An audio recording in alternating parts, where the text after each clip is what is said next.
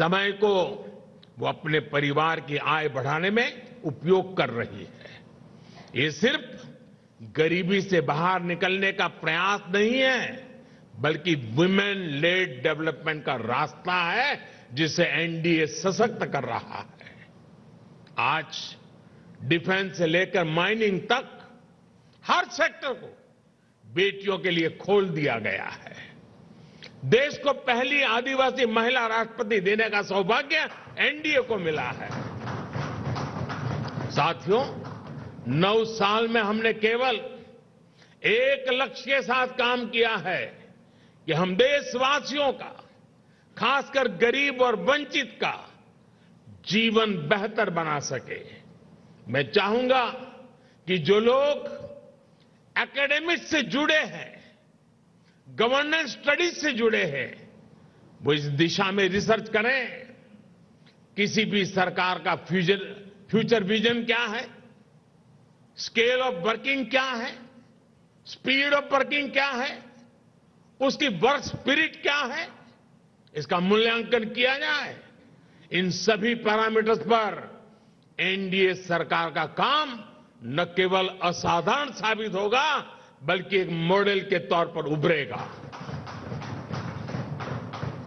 हम केवल आज की जरूरतों के लिए काम नहीं कर रहे हैं, हम आने वाली पीढ़ियों के भविष्य को भी सुरक्षित बना रहे हैं।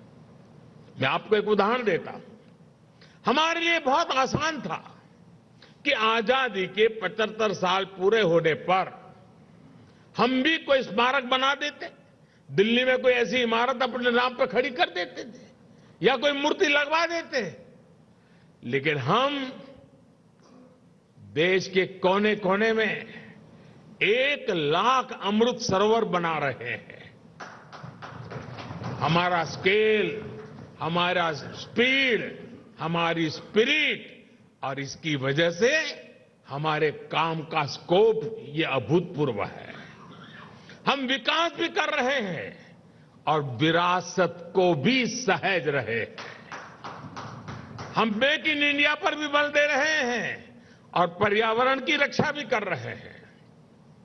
साथियों, हमारी नीयत साफ है, नीति स्पष्ट है और निर्णय ठोस है।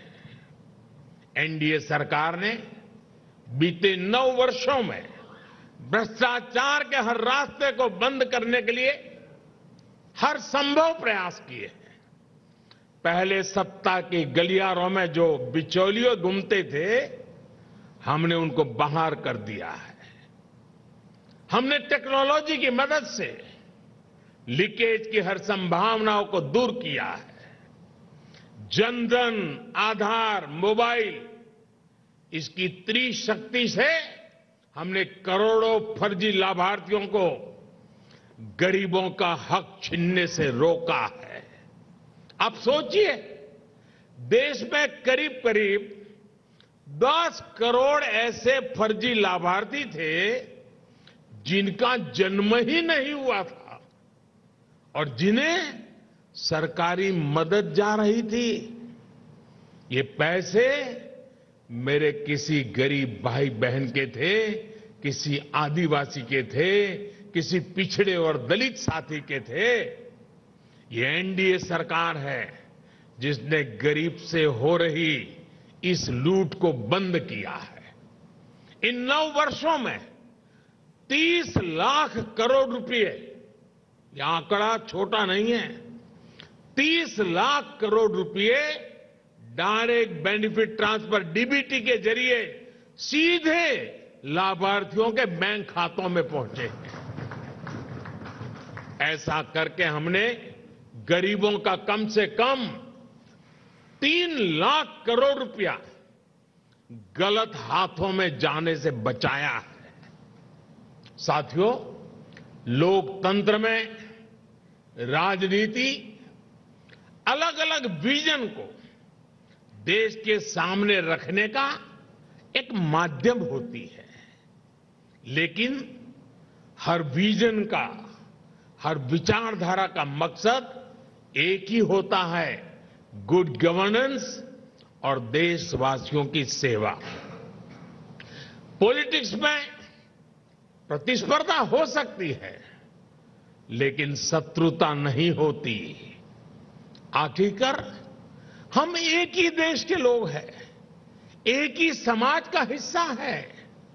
लेकिन दुर्भाग्य से आज विपक्ष ने अपनी एक ही पहचान बना ली है, हमें गाली देना, हमें नीचा दिखाना। बावजूद इसके हम एनडीए के सभी